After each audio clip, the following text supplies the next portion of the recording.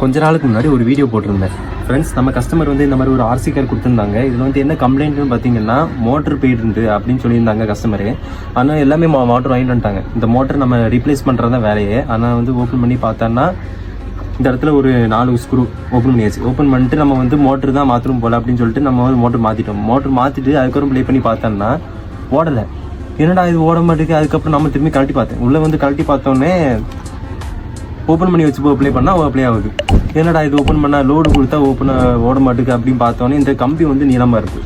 இந்த கம்பி வந்து நீளமாக இருந்து அதில் வந்து ஷார்ட்டாக இருந்து இதனால பிரச்சனையா அப்படின்னு பார்த்துட்டு இருந்துச்சுல.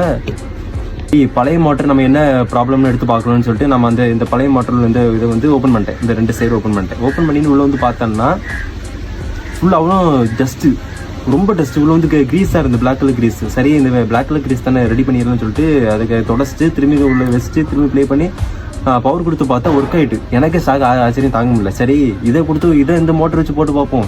இது ஒரு சின்ன மோட்டர்லாம் இருக்கலாம், வந்து டேங்க் மோட்டராக இருக்கலாம். அதனால் அந்த மோட்டர் எடுத்து போட்டு பார்க்கலான்னு நானும் போட்டு பார்த்தேன். இதில் வந்து இதுவும் கொடுத்துருக்காங்க, மிஸ்ட் மேக்கர் அதுவும் கொடுத்துருக்காங்க. இதில் முன்னாடி வந்து பார்த்தீங்கன்னா லைட்டு கொடுத்துருக்காங்க. பார்த்தீங்கன்னா தெரியும். இது வரைக்கும் நான் இது மாதிரி ரெடி பண்ணதே கிடையாது. ஃபஸ்ட் டைமாக ரெடி பண்ணியிருக்கேன்.